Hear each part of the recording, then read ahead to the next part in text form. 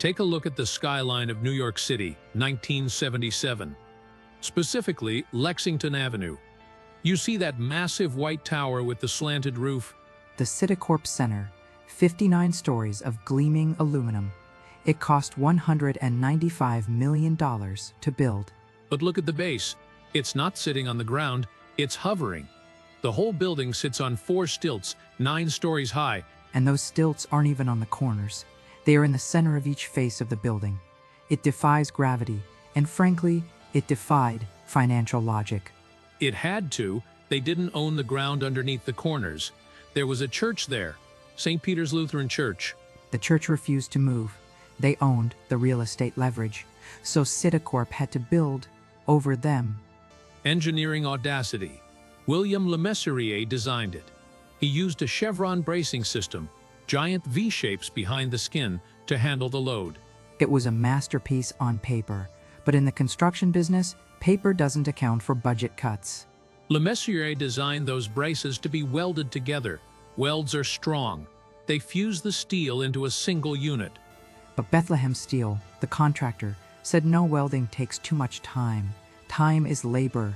Labor is expensive. So they suggested bolts, massive bolts to hold the joints together. Le Mesurier approved the change. He thought it was a minor swap.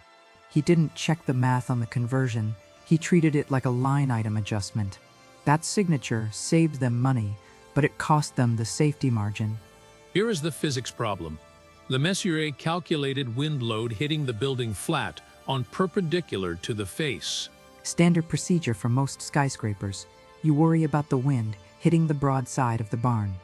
But the Citigroup Center wasn't a barn. It was on stilts. It was lighter than usual. Then the phone rang.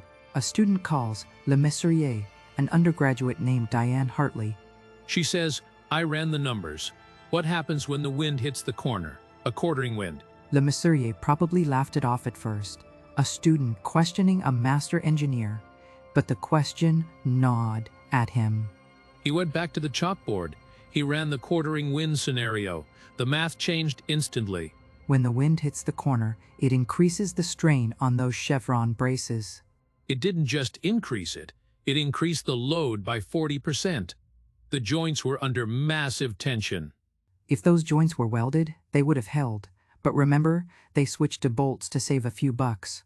Bolts shear under that specific load. With a quartering wind, the bolts would snap like dry twigs. He checked the wind tunnel data again. He realized the tuning mass damper on the roof was the only thing keeping it stable. That damper is a 400-ton concrete block floating on oil. It counters the sway, but it needs electricity. So if a storm hits and the power goes out, the damper dies, the stabilizer is gone. Le Mesurier calculated the failure point. He looked at the weather data for New York City. He found that a storm strong enough to topple the building hits New York every 16 years. 16 years. That is a statistical certainty. The building wasn't a fortress. It was a house of cards. And the cards were about to fall. It was August 1978. Hurricane season was ramping up in the Atlantic. If that building falls, it doesn't just fall into the street. It's too tall. It has too much mass. It would trigger a domino effect. It would crush the church, the subway station, and the surrounding city blocks. We are talking about thousands of casualties. The kinetic energy of a 59-story collapse is like a tactical nuke going off in Midtown. Le Mesurier had a choice: silence and hope, or confession and ruin. His career was on the line. He drove to his summer house in Maine. He contemplated suicide. He knew he had built a death trap. But he didn't pull the trigger. He called the lawyers, he called the insurance company, he called Citigroup. He told them, the building is going to fall if the wind hits 70 miles per hour. Citigroup panic ensued. They had to fix it, but they couldn't let the public know. Panic kills the stock price. They needed to reinforce 200 bolted joints. They needed to weld 2-inch steel plates over them. And they had to do it without the thousands of workers inside knowing they were sitting in a potential tomb. This wasn't just a repair job. It was a covert military operation in the middle of Manhattan. They mobilized welders, but they could only work at night. after the bankers went home. The Red Cross was put on standby, not for a fire drill, for mass casualty triage. The police drew up secret evacuation maps. They calculated the radius of the kill zone. And then, the worst-case scenario appeared on the radar. Hurricane Ella. A Category 4 storm. It was barreling straight up the coast, aiming for New York City. The winds were clocking huge numbers. If Ella hit, the bolts would shear, the tower would snap. Le Mesurier was watching the weather reports. The welders were only half done. They were racing the storm. The physics were absolute. If the wind speed crossed the threshold, gravity takes over. The executives were sweating in their boardrooms. The liability wasn't just financial anymore. It was criminal negligence. Every bolt was a failure point. Every gust of wind was a stress test. The city held its breath, even if they didn't know why. The monster was at the door.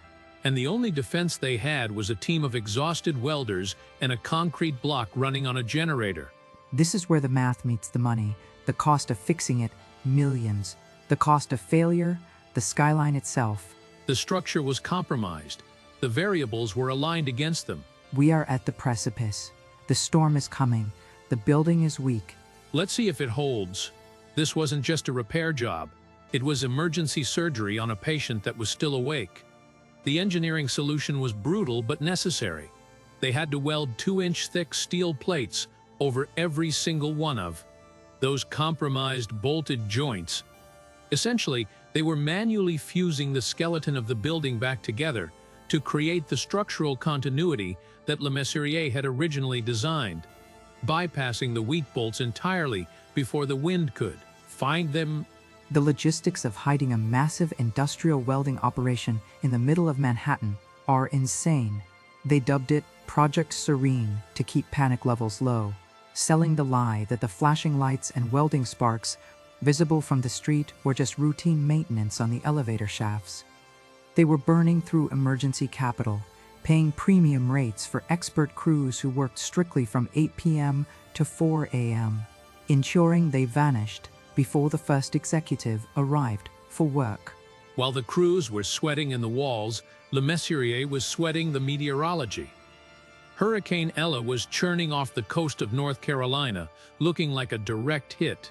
He was in the command center with a direct line to the Weather Bureau, calculating the stress loads in real time. He knew that if the wind speed hit that critical number before the welding was finished, the dampener would max out. The joints would shear, and the laws of physics would take the building down. The contingency plan was terrifyingly real. The NYPD and the Red Cross had secretly mobilized a fleet of emergency vehicles on the outskirts of the kill zone. They had an evacuation order ready to clear a 10-block radius around Lexington Avenue. If they had pulled that trigger, the reputational damage to Citigroup would have been unrecoverable, likely triggering a stock market collapse centered on the banking sector. It came down to pure luck and thermodynamics. A high-pressure system shifted unexpectedly, pushing Hurricane Ella out to sea just hours before landfall. The wind stayed below the failure threshold, buying the welders enough time to finish the critical joints.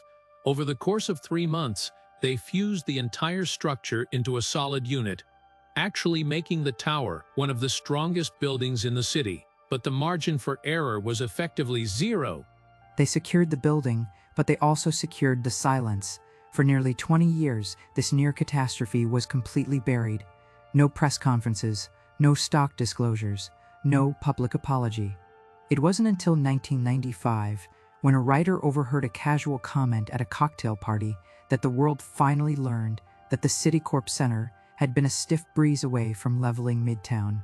Let's run the simulation of the worst-case scenario. If those welds hadn't held, or if Hurricane Ella hadn't turned, we wouldn't just be talking about a building falling down. We are talking about progressive collapse on a scale never seen. In an urban environment, when a 59-story tower topples, it possesses massive potential energy. As it hits the ground, that energy converts to kinetic force, creating a seismic event. It would have leveled St. Peter's Church instantly, crushed the subway tunnels beneath Lexington Avenue, and likely destabilized the foundations of every skyscraper within a 3-block radius. The debris field alone would have been a suffocating cloud of pulverized concrete and glass, choking the mechanical systems of the entire city. Financially, it would have been the end of Citigroup. In 1978, banks didn't have the too-big-to-fail safety nets we see today. The liability claims from the families of the thousands dead, the destruction of prime Manhattan real estate, and the complete halt of subway infrastructure would have exceeded the bank's total capitalization. We are looking at a bankruptcy event that would have triggered a domino effect across Wall Street. The global markets would have viewed New York not as a financial hub, but as a liability zone. The insurance payouts would have been tied up in litigation for decades, effectively freezing the development of Midtown. Manhattan for a generation. And Le Mesurier knew this. That's why his decision to call the CEO wasn't just brave, it was practically suicidal for his career. But here is the engineering nuance that saved him. The tuned mess damper, that 400-ton concrete block on the roof, was the unsung hero during the repair. While the welding was happening, they had people stationed by the damper 24/7 to ensure it was operating perfectly. They even had backup generators strictly for the damper. It was the only active system fighting the wind, while the passive skeleton was being operated on. It proves that in modern engineering, redundancy isn't just a backup. It is the primary line of defense. There is another critical factor in this cover-up that rarely gets mentioned. Luck. Pure, dumb luck. During the exact weeks of the repair, New York City was experiencing a massive newspaper strike.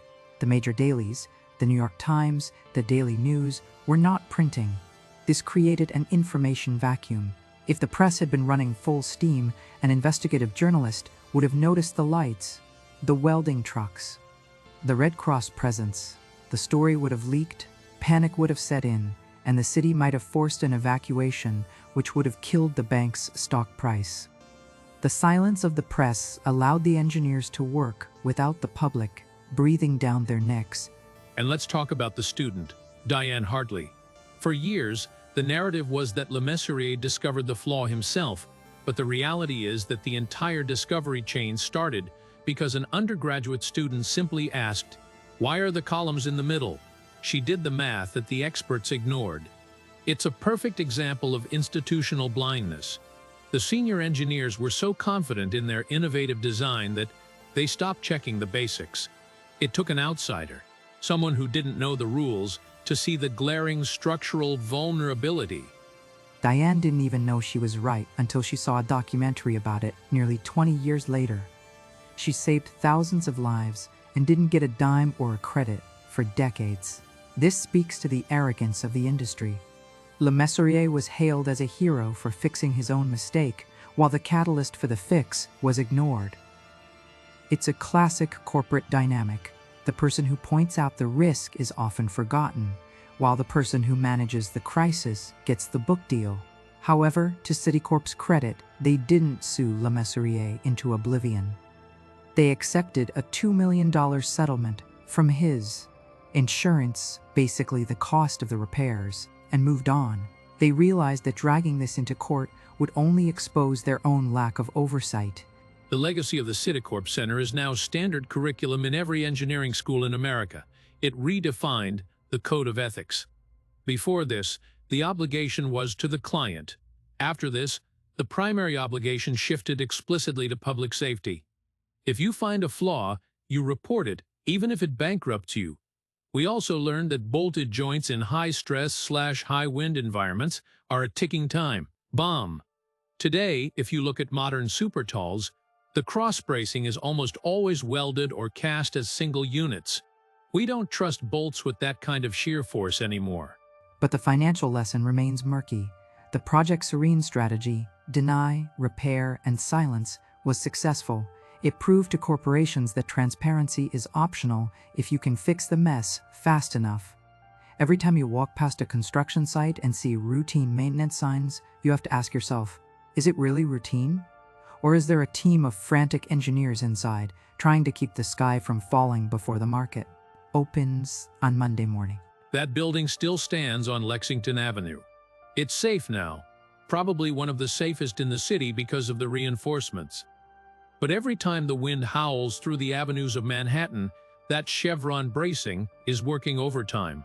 It's a monument to the fact that physics doesn't care about your budget, your deadlines, or your reputation. If the math is wrong, the building falls. And if the building falls, the money vanishes. It's a zero-sum game. Always check the foundation, whether it's concrete or capital. Gravity is patient, stay sharp. And silence is expensive, check your gear.